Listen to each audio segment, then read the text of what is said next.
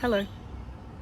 I just realized that my camera wasn't recording and I was 8 minutes into a video.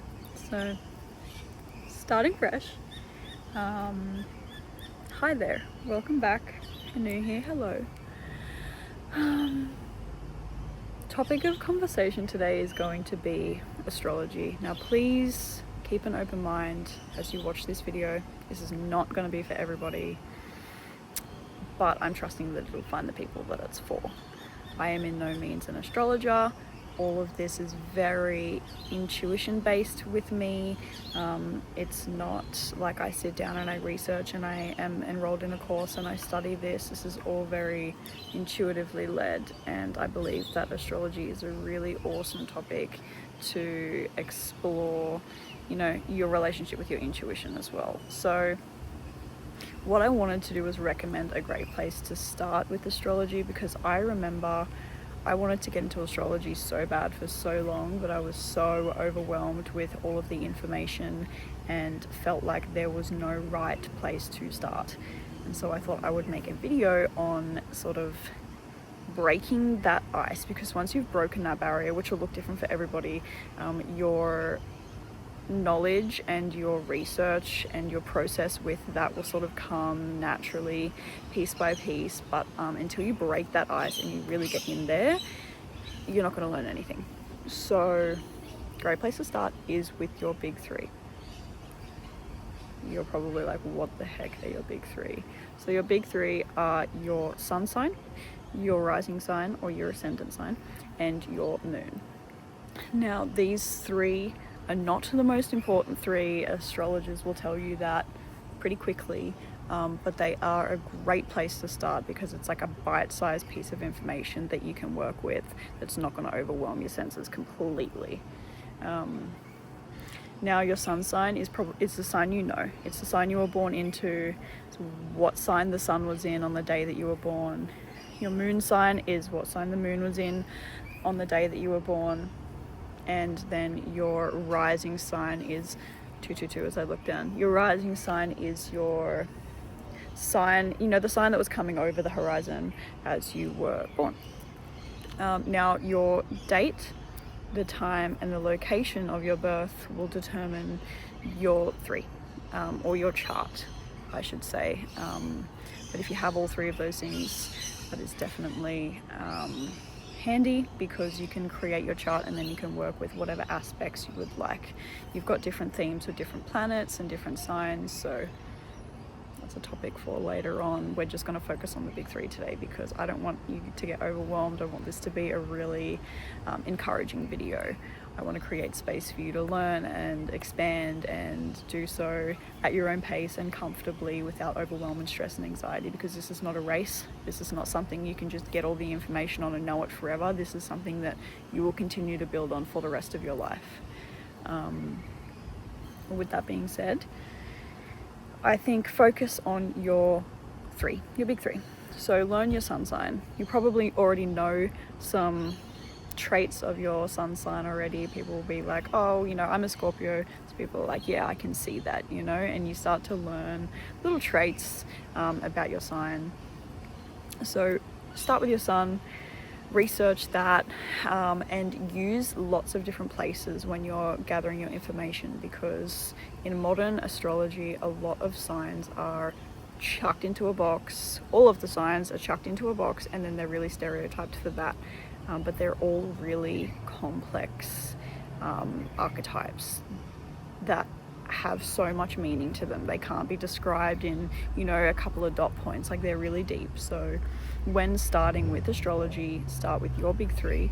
Start with your sun, head into your ascendant. Your ascendant is usually what people will guess before they know your sun sign. So if someone says, oh, what zodiac sign are you? And you're like, oh, well, guess.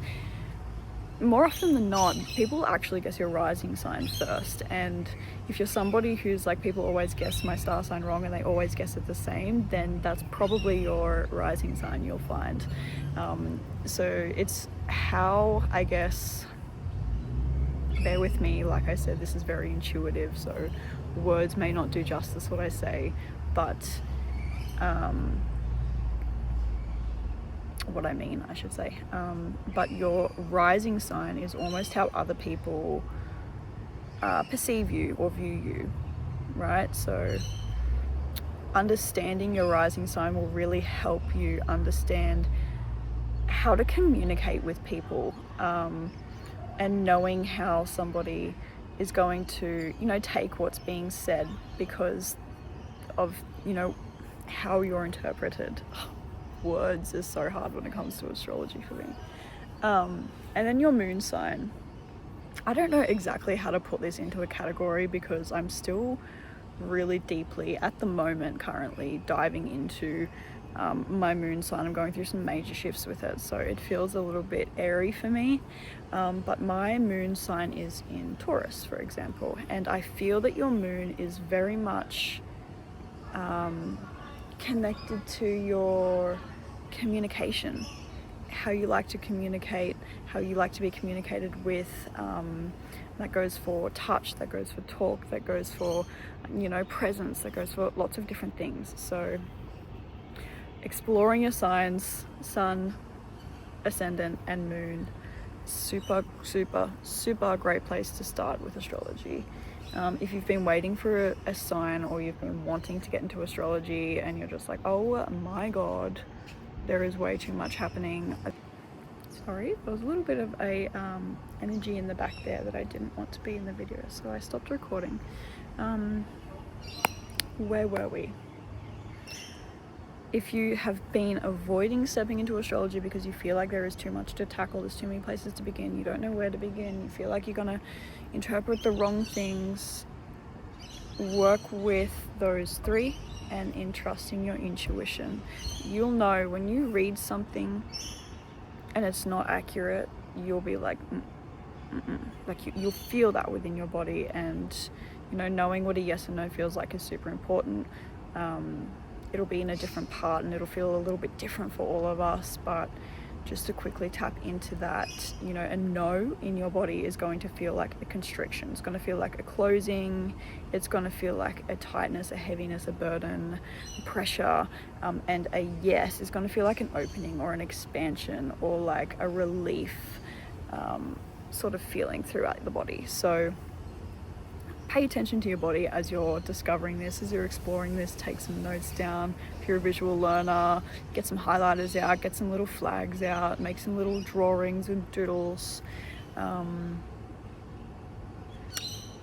don't be scared to completely jump into it. Like, your journey and your path with astrology will be intuitively led.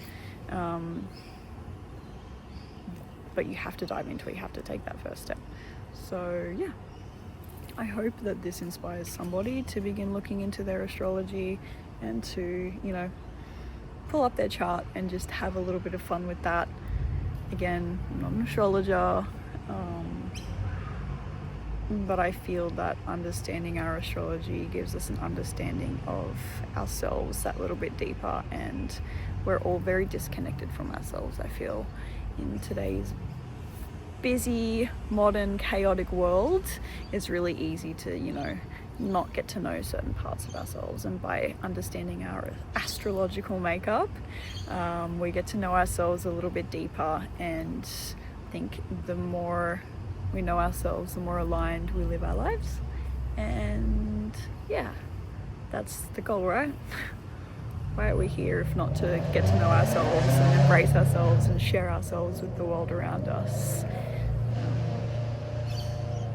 Yeah, I think that is all I wanted to cover. If you liked this, let me know. I think it would be super fun to create some archetype videos where we explore together, one each video, a different star sign and or different astrological sign, different zodiac sign, and explore, the traits and the themes and how that can sort of show up depending on where it is. Yeah, let me know.